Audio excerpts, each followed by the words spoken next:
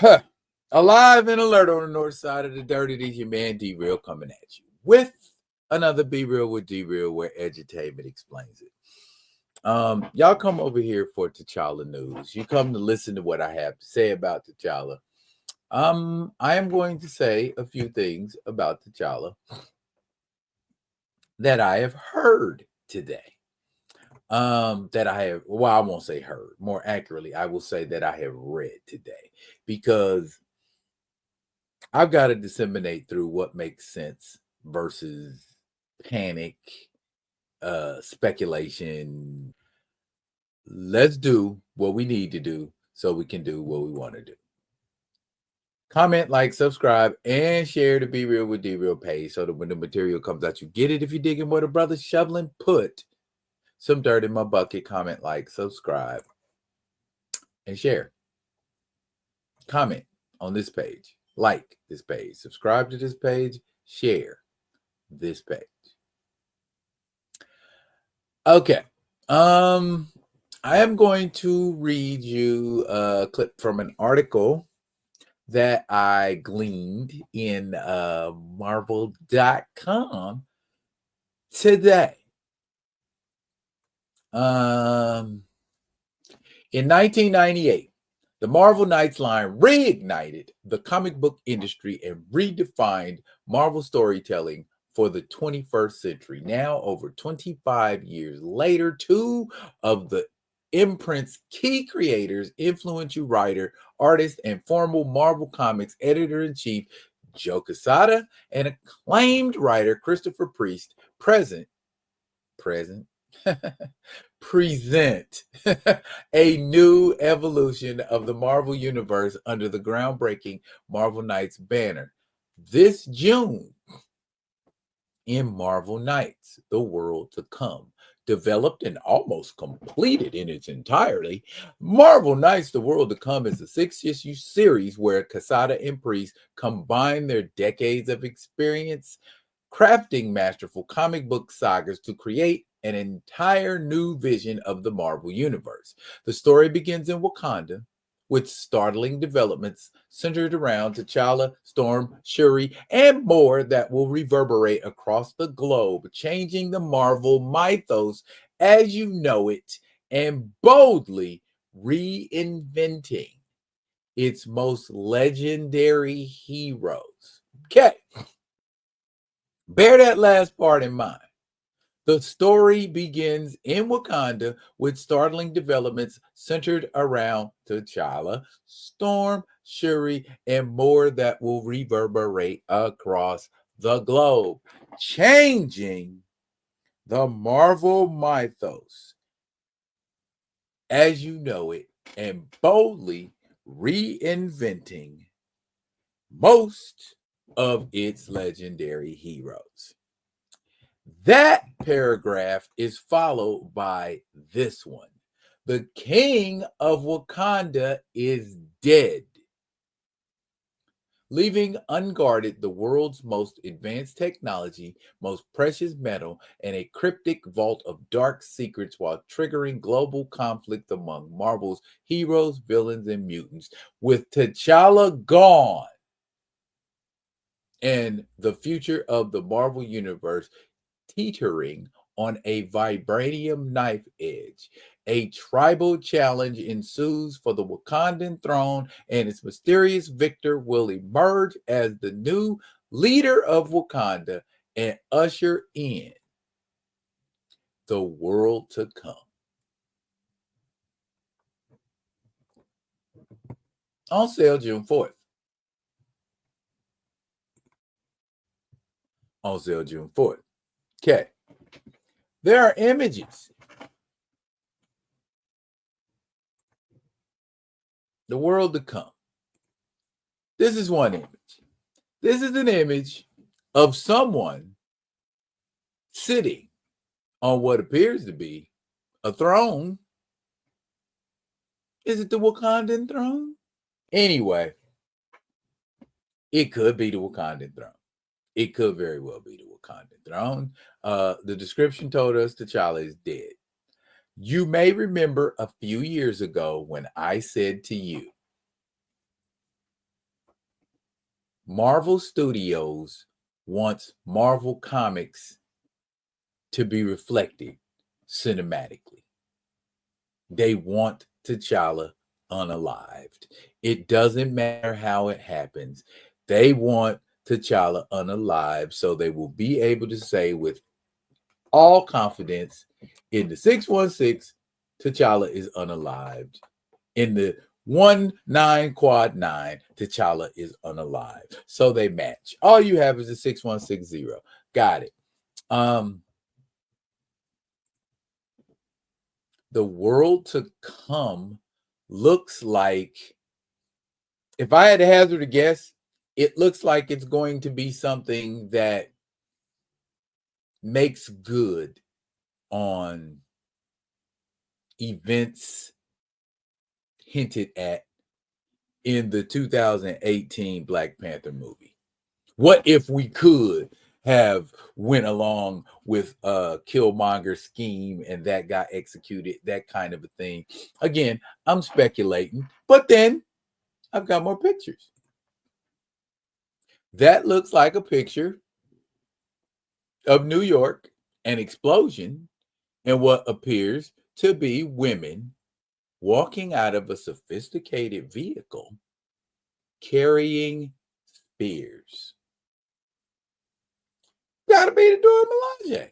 Gotta be. So are they enacting the will of their quote unquote king?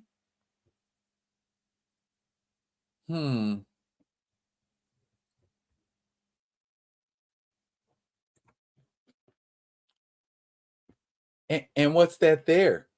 Is that something to kind of, is that like a variant cover? And that's what I'm assuming, that that's a variant cover designed to tease and entice us and get those of us that want this image to be the mainstream 616 to go, maybe.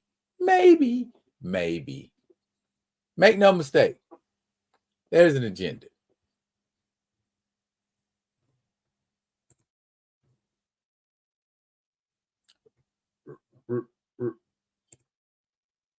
Remember when a year ago they were saying these wonderful things? We're gonna be seeing some new stuff. We're gonna see some new stuff for T'Challa. T'Challa is getting ready to roll out and show y'all an all new thing.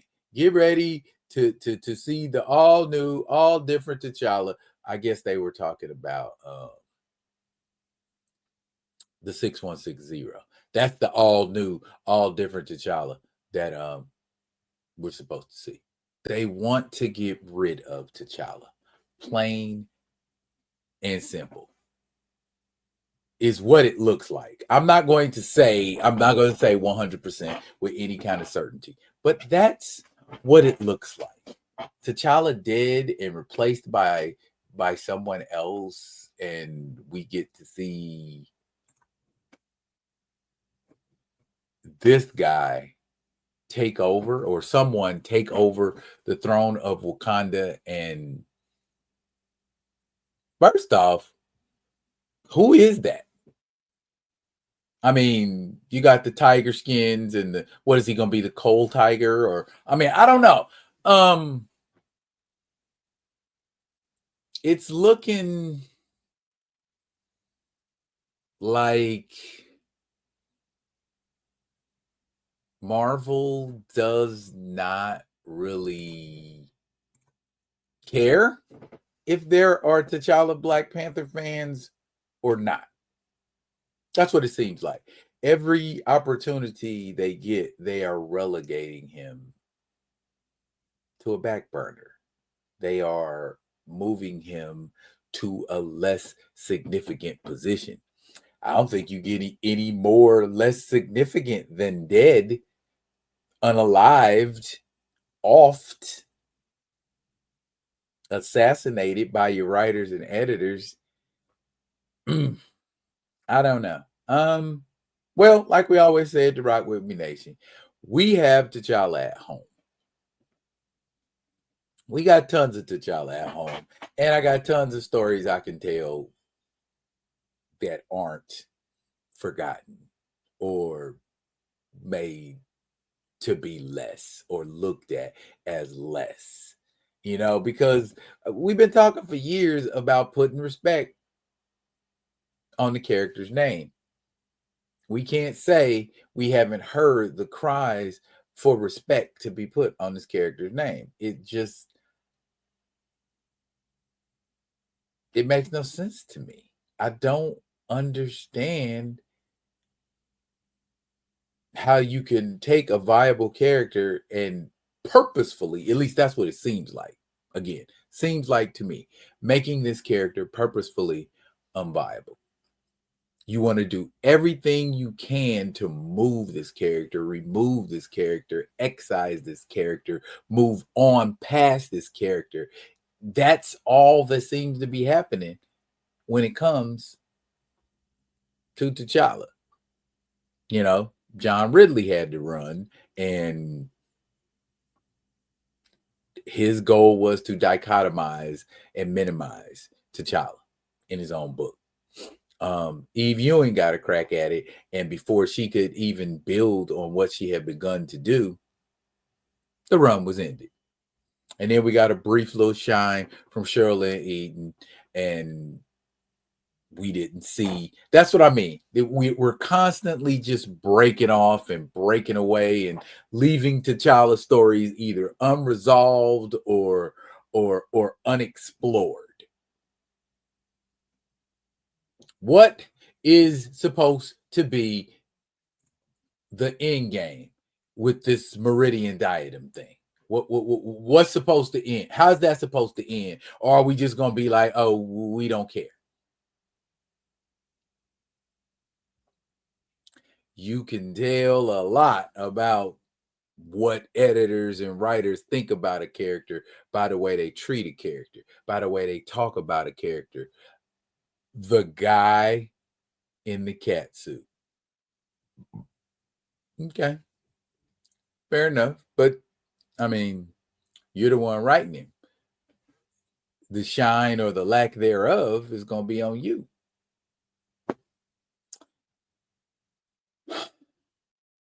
Just proving what I said.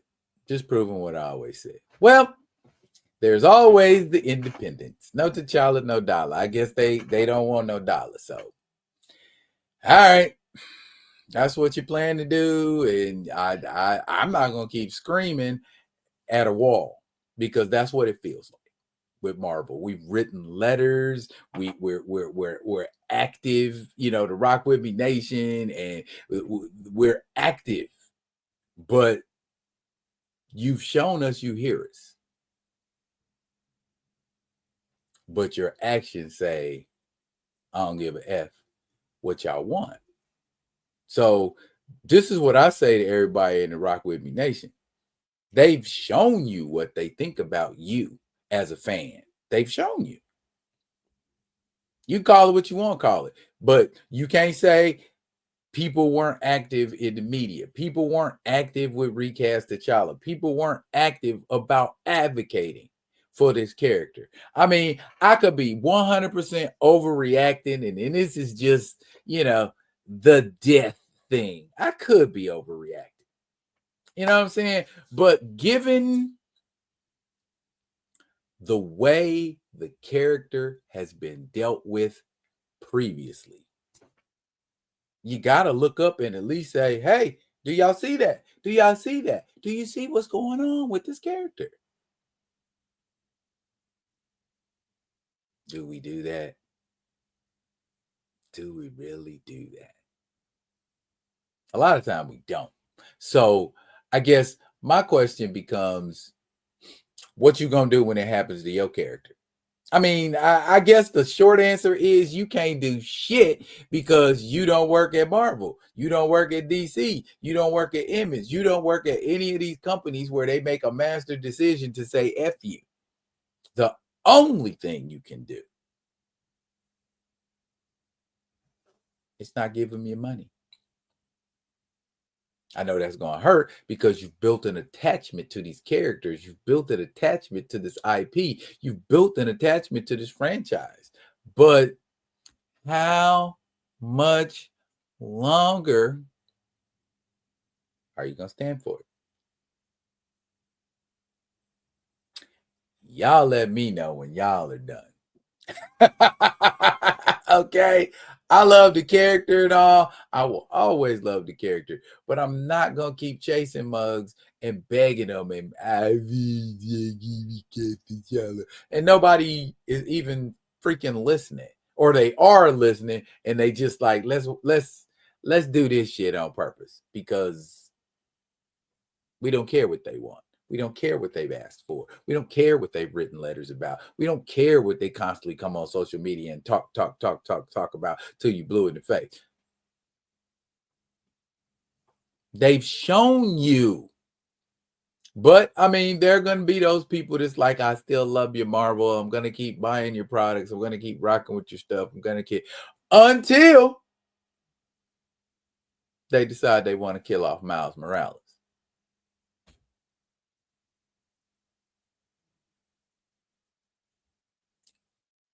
Permanently, until they decide they want to not even kill Miles Morales.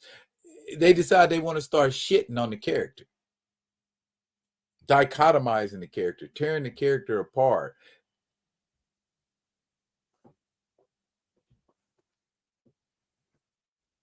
What y'all gonna do? I'm just saying it ain't a whole lot we can do. We can talk loud, or we can get famous and fret and fume and fuss and give people F-bombs. It's still not going to change the fact that if they decide they want to off that character, there's nothing we can do about it except say, I'm not giving you my money, which is in and of itself an effective thing to do, you know?